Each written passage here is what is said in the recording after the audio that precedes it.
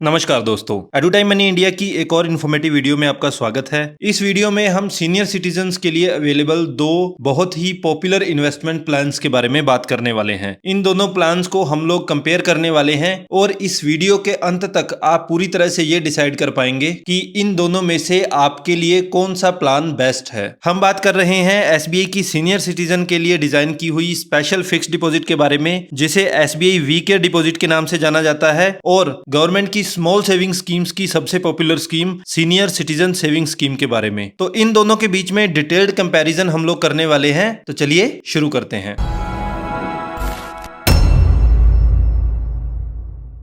SBI की चाहे we care scheme हो या फिर सीनियर सिटीजन सेविंग स्कीम हो, ये दोनों स्कीम्स जो हैं ये पूरी तरह से डिजाइन की गई हैं सीनियर सिटीजन्स के लिए। यानी कि नॉर्मल जितनी भी सेविंग स्कीम्स होंगी, जितने भी डिपॉजिट प्लान्स होंगे, उनके कंपैरिजन में यहाँ आपको कुछ एक्स्ट्रा इंटरेस्ट ऑफर किया जाने वाला है। सबसे पहला क्वेश्चन तो यही आता है कि इन अकाउंट्स को कहां पर खुलवाया जा सकता है। तो एसबीआई वी केयर स्कीम जो है ये स्पेसिफिकली एसबीआई की स्कीम है, स्टेट बैंक ऑफ इंडिया की। तो यहाँ पर आप सिर्फ एसबीआई में ही इन्वेस्ट कर सकते हैं। लेकिन सीनियर सिटीजन सेविंग स्कीम जो है ये एक गवर्नमेंट की स्मॉल सेविंग स्कीम है। तो जितने भी पब्लिक सेक्टर बैंक हैं, स्पेशली एसबीआई, वहां पर आप इसमें इन्वेस्ट कर सकते हैं। और इसके अलावा पोस्ट ऑफिस में भी अगर आप चाहते हैं तो वहां इस स्कीम में इन्वेस्टमेंट की जा सकती है। आपको किस स्कीम में इन्वेस्ट करना है, तो यहां पर ये जो टेन्योर है, इसका टाइम पीरियड जो है वो भी आपके लिए एक इंपॉर्टेंट फैक्टर हो सकता है। एसबीआई की वी केयर डिपॉजिट स्कीम जो है ये एक फिक्स डिपॉजिट होती है, जहां पर आपको फिक्स डिपॉजिट करवानी होती है मिनिमम 5 साल के लिए, और मैक्सिमम आप 10 साल तक की फिक्स डिपॉजिट इसमें करवा सकते हैं। लेकिन सीनियर सिटीजन सेविंग स्कीम की बात करें तो यहां पर जो है आपका अकाउंट 5 साल के लिए खोला जाता है, लेकिन बाद में इस अकाउंट को 3 साल के लिए एक्सटेंड किया जा सकता है। यानी कि यहां पर आप 8 साल के लिए इस इन्वेस्टमेंट को कर सकते हैं, अगर 5 साल के बाद आप इसको एक्सटेंड करते हैं। अब बात करते हैं कि आप यहां पर कितनी इन्वेस्टमेंट्स कर सकते हैं। वी केयर स्कीम के केस में आपके ऊपर कोई भी मैक्सिमम लिमिट नहीं लगाई जाती है, आप जितनी चाहें उतने रुपए की इन्वेस्टमेंट यहां पर कर सकते हैं। लेकिन सीनियर सिटीजन सेविंग स्कीम के केस में आप मिनिमम जो है वो 1000 रुपए तक इन्वेस्टमेंट कर सकते हैं, और मैक्सिमम की अगर हम बात करें तो आप मैक्सिमम जो है 30 लाख रुपए तक की इन्वेस्टमेंट इसमें कर सकते हैं। अब किसी भी इन्वेस्टमेंट में इंटरेस्ट रेट जो होता है सबसे इंपॉर्टेंट पैरामीटर हो सकता है। SBI we care fix deposit जो है यहां पर आपको इंटरेस्ट रेट ऑफर किया जाता है 7.5%। सेम टेन्योर की जो नॉर्मल फिक्स डिपॉजिट होती है वहां पर आपको 6.5% इंटरेस्ट रेट ऑफर किया जाता है। तो वी केयर स्कीम में नॉर्मल फिक्स डिपॉजिट के कंपैरिजन में पूरा 1% का एक्स्ट्रा इंटरेस्ट रेट ऑफर किया जाता है। इसके बाद बात करते हैं सीनियर सिटीजन सेविंग स्कीम की। तो गवर्नमेंट की जितनी भी स्मॉल सेविंग स्कीम है,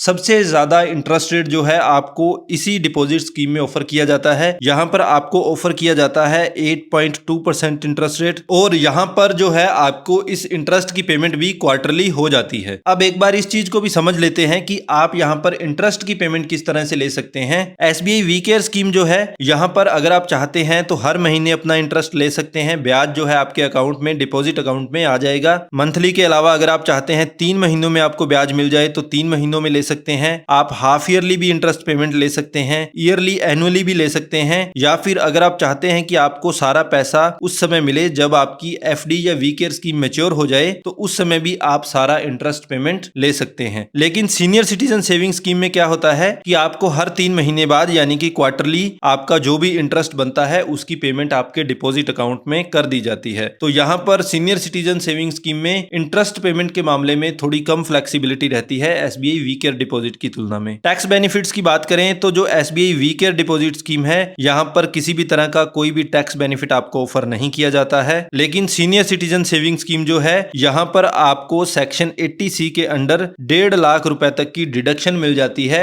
यानी कि जो भी आपकी टैक्सेबल इनकम होगी उस पर आप 80C का 1.5 लाख रुपए तक की रिबेट ले सकते हैं, डिडक्शन ले सकते हैं, और ये 1.5 लाख रुपए माइनस करने के बाद जो भी आपकी इनकम बचेगी आपको उसी पर टैक्स देना होता है। इसके अलावा यहाँ पर आप जो भी इंटरेस्ट अर्न करने वाले हैं इन दोनों स्कीम्स में ही उन पर आपकी टैक्स स्लैब के अकॉर्डिंग टैक्स लगने वाला है। तो इंटरेस्ट पेमेंट्स के केस में आपको किसी तरह का टैक्स बेनिफिट नहीं मिलता है। अब एक इंपॉर्टेंट एस्पेक्ट ये भी आता है कि अगर आपकी इन्वेस्टमेंट पीरियड के दौरान आपको पैसे की अगर अचानक आवश्यकता पड़ती है तो लिक्विडिटी किसमें ज्यादा है, कहां से आप जल्दी पैसा ले सकते हो। तो इन दोनों स्कीम्स में ये प्रॉब्लम रहती है। वी केयर डिपॉजिट स्कीम में आप पहले 5 साल तक पैसा विड्रॉ नहीं कर सकते हैं। ठीक इसी तरीके से सीनियर सिटीजन सेविंग स्कीम में भी 5 साल का लॉक इन पीरियड होता है। हालांकि आप प्री मैच्योर विड्रॉल ले सकते हैं, लेकिन वहां पर आप पर पेनल्टीज इंपोज की जाती हैं। लेकिन दूसरा ऑप्शन ये रहता है, अगर आपको शॉर्ट टर्म के लिए पैसे की आवश्यकता है तो उस केस में आप लोन ले सकते हैं। SBI we care deposit scheme जो है, यहां पर आपका जो भी प्रिंसिपल अमाउंट जितने की आपने एफडी करवाई है और उस पर जिस डेट को आप लोन ले रहे हैं उस डेट तक का जो भी इंटरेस्ट इनकम जो बनी है, इन दोनों को जोड़ लिया जाता है और उसका 90% आप लोन के रूप में ले सकते हैं। लेकिन सीनियर सिटीजन सेविंग स्कीम के केस में ऐसा कोई भी ऑफर नहीं दिया जाता है। आप सीनियर सिटीजन सेविंग स्कीम में अपने डिपॉजिट के अगेंस्ट लोन नहीं ले सकते हैं। अब प्री मैच्योर क्लोजर के नियम भी जान लेते हैं। अगर समय से पहले हम अपना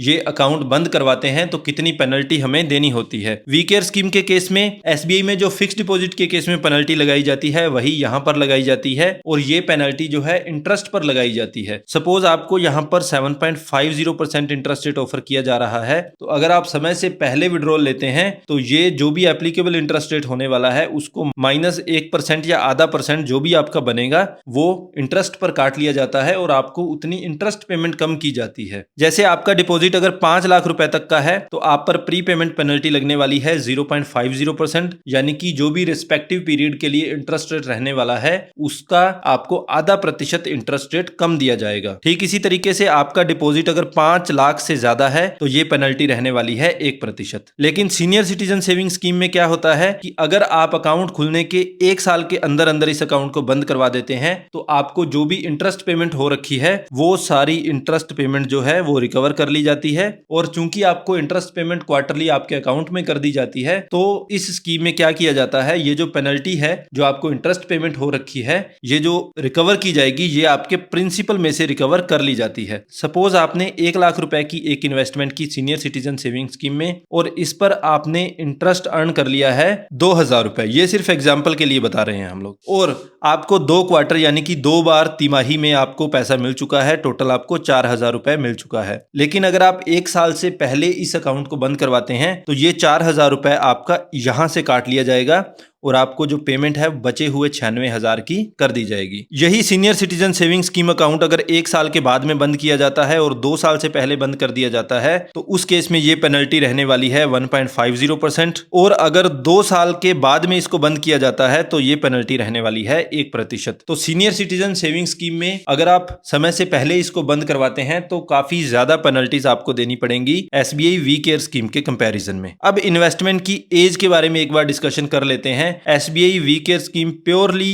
एक सीनियर सिटीजन के लिए है, यानी कि आपकी एज 60 साल से ज्यादा होनी जरूरी है अगर आप एसबीआई डिपॉजिट स्कीम में इन्वेस्ट करवाना चाहते हैं। लेकिन सीनियर सिटीजन के केस में थोड़ी सी फ्लेक्सिबिलिटी है। यहां पर आप इन्वेस्ट कर सकते हैं पहली सिचुएशन कि आपकी एज जो है वो 60 साल से ज्यादा हो, उस केस में कर सकते हैं। लेकिन अगर आप एक रिटायर्ड सिविलियन एम्प्लॉई हैं और आप रिटायर हो चुके हैं 55 साल से 60 साल की एज के बीच में, तो आप उस केस में भी स्कीम में पैसा इन्वेस्ट कर सकते हैं। लेकिन शर्त यह है कि आपकी रिटायरमेंट का जो कॉर्पस आपको मिलेगा, जो भी बेनिफिट्स मिलेंगे, वो आपको रिटायरमेंट के 1 महीने के अंदर अंदर डिपॉजिट करवा देने हैं, तभी आप वो पैसा इस स्कीम में लगा सकते हैं। ये था रिटायरमेंट सिविलियन के केस में रूल। लेकिन डिफेंस एम्प्लॉई थोड़ा जल्दी रिटायर हो जाते हैं तो उस केस में ये एज रखी गई है कि अगर कोई डिफेंस एम्प्लॉई 50 साल से 60 साल के बीच में रिटायर होता है तो जो भी उसको रिटायरमेंट बेनिफिट मिले हैं, रिटायरमेंट बेनिफिट मिलने के 1 महीने के अंदर अंदर वो सीनियर सिटीजन सेविंग स्कीम में इन्वेस्ट कर सकता है। तो सीनियर सिटीजन सेविंग स्कीम में कुछ शर्तों के साथ 50 साल के बाद इन्वेस्ट किया जा सकता है, लेकिन एसबीआई वी केयर स्कीम में मिनिमम एज 60 साल होनी जरूरी होती है। तो ये था एक डिटेल्ड कंपैरिजन एसबीआई